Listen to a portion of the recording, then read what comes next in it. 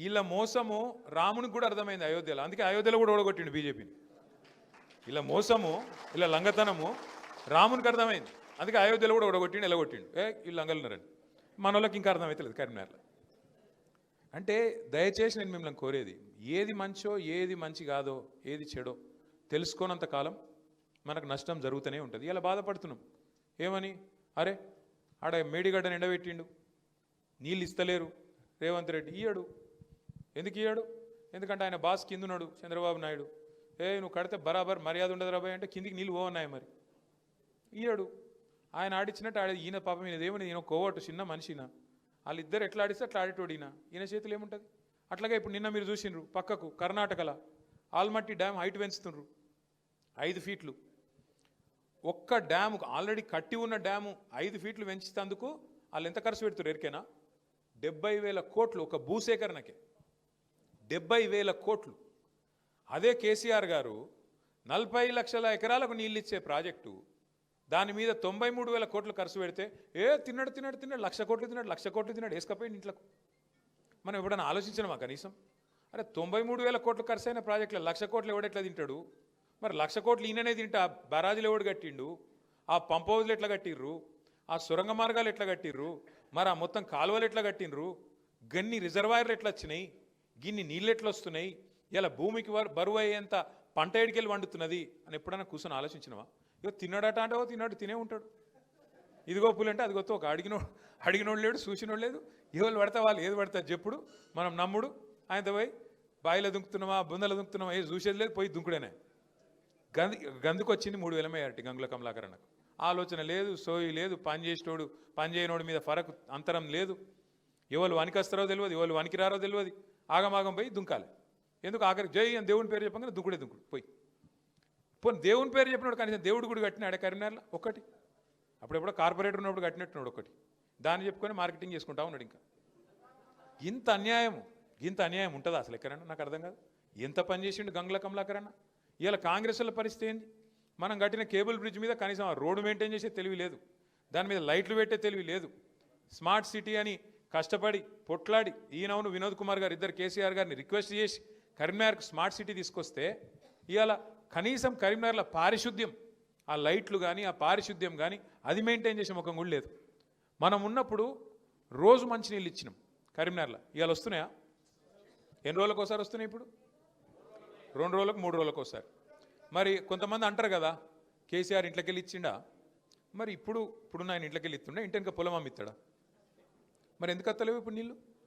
కేసీఆర్ ఉన్నప్పుడు నీళ్ళు ఎందుకు వస్తాయి? కేసీఆర్ ఉన్నప్పుడు కరెంట్ ఎందుకు మంచిగా ఉంటుంది? కేసీఆర్ ఉన్నప్పుడు అన్ని టైంకి ఎట్లా నడుస్తాయి? ఇవాళ వీళ్ళు రాగానే ఎందుకు ఆగమాగం అవుతున్నారు? ఎందుకు అంటే నడప చాతన అయితలేదు వీళ్ళకు, పరిపాలన వస్తలేదు. ఎంతసేపు ఢిల్లీకి మూటలు పంపుట్ల బిజీగా ఉన్నారు. ఎందుకంటే సీటు కాపాడుకోవాలంటే ఢిల్లీకి పైసలు ఇవ్వాలి, కమిషన్ ఇవ్వకపోతే ఢిల్లీ ఊరుకుంటారా? ఊకోరు. అందుకే చెప్పినాం అన్న, మనకు తెలంగాణ ప్రజలకు లోబడి మీ ఆలోచనకు అనుగుణంగా మీకోసం పనిచేసే గల్లీ పార్టీ కావన్నా లేకపోతే అక్కడ ఉండే ఢిల్లీ పార్టీ కావన్నా అంటే మరి ఎందుకో కానీ హైదరాబాద్లో అయితే చక్కగానే ఓటేసారు, జిల్లాలలోనే ఆగమైరు. 10 ఏళ్ళు చూసినాం కదా, ఇప్పుడు ఒకసారి ఒక తాప వీళ్ళకిస్తే ఏంది ఏమవుతుంది అని ఏమైనా అవుతుందా అనుకున్నారు. ఏమైంది? అలా ఎక్కడికక్కడ ఆగం. ఒక్కటి కాదు 2 కాదు, తులం బంగారం అంటుండే ఇక్కడికి వెళ్ళి తమ్ముడు. తులం బంగారం కాదు, మీ మెడల మంగళసూత్రం ఎత్తుకపోతే వాడే మంచోడు, పుస్తల తాడు ఎత్తుకపోతే వాడే గొప్పోడు అంటున్నా. అంత దొంగలు వీళ్ళు కాంగ్రెస్ వాళ్ళు. కొత్తోళ్ళ వీళ్ళేమన్నా? 125 సంవత్సరాల చరిత్ర కలిగిన పార్టీ, భారతదేశాన్ని 55 సంవత్సరాలు అప్రతిహతంగా ఏలిన పార్టీ కాంగ్రెస్ పార్టీ. ఆ పార్టీ ఏమైనా కొత్తదా మనకు? గాలను నమ్ముతారు పోయి. ఏం మాటలు చెప్పారు వాళ్ళు? 10,000 కేసీఆర్ ఇస్తే 15,000 ఇస్తామన్నారు. ఇస్తుండ ఇప్పుడు 15,000 పడుతున్నాయా? చెప్పిండు కదా, అత్తకు 4,000 కోడలకు 2,500 అని చెప్పిండు. అటు అత్తకు లేదు, ఇటు కోడలికి లేదు. ఇక్కడ అత్త కోడలు ఇప్పుడు జాయిన్ అయిన వాళ్ళిద్దరు కూడా స్వాగతం. అత్తకు 4,000 పెన్షన్ లేదు, కోడలకు 2,500 లేవు, రావు. ఇలా అత్త కోడల పంచాయతీ అయ్యే పరిస్థితి వచ్చింది రేవంత్ రెడ్డి గారు వచ్చినాక. నేను ఎందుకు చెప్తున్నా ఇదంతా అంటే, ఓటేసేటప్పుడు ఆగమై ఆ తర్వాత 5 ఏళ్ళు మనం బాధపడు మనకు అలవాటు అయిపోయింది. నేను మొన్న హైదరాబాద్లో ఎక్కడికి వెళ్ళి ఇటుకు వస్తున్నా, ఏదో మీటింగ్ చేసుకుని ఇటు వస్తుంటే మధ్యలో లైట్ పడ్డది, ఆడ సిగ్నల్ కాడ ఆగిన. పక్కకు ఒక ఆటో ఆయన వచ్చి ఆగిండు. వచ్చినాక ఆదాబ్ సాబ్ అన్నాడు. ఆదాబ్ అంటే అన్నాక జర శీష అవుతారు అన్నాడు. అద్దం దించితే నేను అడిగిన ఏం పేరు క్యా నామే అన్న మహమూద్ అన్నాడు. క్యా హాల్ హై మహమూద్ భాయ్ అన్న. క్యా హాల్ సబ్ బర్బాద్ హై అన్నాడు. అరే క్యా హువా భాయ్ क्या हुआ बहन क्या है सब बंद हो गया, कारोबार बंद, रियल एस्टेट तमाल, हमारा ऑटो खत्म हो गया, अब पेमेंट करने के लिए पैसे नहीं है. అది ఏం చెప్పవట్టిండు. చెప్తున్నాను మరి క్యా కరూ మహమూద్ భాయ్ మే ఏక్ గలత్ ఓట్ కా సజా 5 సాల్ హేనా, ఒక తప్పు ఓటు 5 ఏళ్ళు కదా శిక్ష అని నేనన్నా. అంటే ఆయన ఏమంటాడు తెలుసా నాతోని, కోయి తర్కీబ్ నీయే క్యా సాబ్, ఏం ఉపాయం లేదా అంటుండు. ఏం ఉపాయం ఉంటుంది ఇప్పుడు? మనోళ్ళు ఎలక్షన్లో ఆగమయ్యి, ఎలక్షన్ అప్పుడు ఆగం, తర్వాత ఇప్పుడేమో మళ్ళీ లొల్లి. ఇంకా గమ్మత్ చెప్తాం మీకు. మొన్న మన అచ్చంపేట వాళ్ళు అందరూ వచ్చారు, కార్యకర్తలు ఒక 200-300 మంది వచ్చారు. నేను 28 నాడు అచ్చంపేట కోతున్నా, దాన్ని పిలిస్తేందుకు వచ్చారు అందరు కలిసి. ఇట్లే మాట్లాడుకుంటూ అడిగిన మీ మానకొండూరులను కూడా అడిగిన నేను, నిజంగా ఎప్పుడు పోయి ఒక మాట అన్న, నిజంగా ఇప్పుడు గుండె మీద చేసుకొని చెప్పుర్రి, పోతే మా ఎమ్మెల్యే పోతాడు కానీ కేసీఆర్ అయితే సీఎం ఉంటాడు అనుకురా లేదా మీరు అన్నాడు. అవు అని ఎమ్మెల్యేగా సపోర్ట్లు కొడుతురు. అంటే మనం ఎంత బేఖాయాలు ఉన్నామంటే, ఎంత తెలివితప్పు ఉన్నామంటే, చిన్న లాజిక్ మిస్ అయిన. ఎమ్మెల్యే ఓడిపోతే కేసీఆర్ సీఎం ఎట్లయితాడు? ఇట్లే ప్రతి ఒక్క కాన్స్టిట్యూన్సీ వాడు అట్లే అనుకున్నాడు. మానకొండూరోడు, చొప్పదండోడు, ఉస్నాబాదోడు పోతే మావాడు పోతాడు కానీ కేసీఆర్ ఉంటాడు. ఎట్లుంటాడు?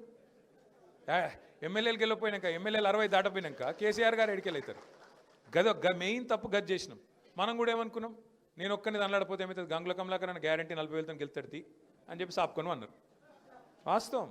పనులు చేయించుకున్న వాళ్ళు, చేయనోళ్ళు, నేను ఒక నన్ను విలువలే గారు ఆరదు అట్లా వంగ కమలాకరానికి నేను ఇట్లా అన్నా, ఇట్లా ఆయన ఇట్లా అనలే, అదొకరి కోపం. నేను 10 సార్లు ఫోన్ చేసినా ఎత్తిండు, 11వ ఎత్తలే, అదో కోపం. నేను మా ఇంట్లో దావత్కు పిలిచినా రాలే, గదో కోపం. అన్ని చిన్న చిన్న కోపాలు, తాపాలు. దాంతో ఏమైంది, మనం అలసత్వం చేసినాం. ఏమైతే అని మనం అనుకున్నాం. అవతలోడు హుషారుగా ప్రజలకు ఆశ పెట్టిండు. నువ్వు ఇది ఇస్తా, అది ఇస్తా, అల్లం ఇస్తా, బెల్లం ఇస్తా, తులం బంగారం ఇస్తా, అట్లా ఇట్లా ఇట్లా అట్లా అని చెప్పి ఆయనతో తిమ్మిని బమ్మిని చేసి 1.8% ఓటుతో గెలిచినాక ఇప్పుడు గమ్మత్తున్నది పరిస్థితి. రేవంత్ రెడ్డికి పాపం ఇదివరకు మంత్రి చేసిన పని లేదు, ఆయనకు ప్రభుత్వం నడిపే సోయి లేదు, తెలివి లేదు. వచ్చుడు ఏమన్నాడు సెక్రటేరియట్లో మొదటి రోజు, ఇక్కడ నేను లంకెమిందలు ఉంటాయనుకొని వచ్చినా, లేవు. లంకెమిందలు ఉంటాయా సెక్రటేరియట్లు ఎక్కడన్నా? ఎవడు తిరుగుతాడు లంకెమిందల కోసం? మీకెరికే నాకెరికే వస్తాడు. ఇంకా ఘోరం, ముఖం బాగా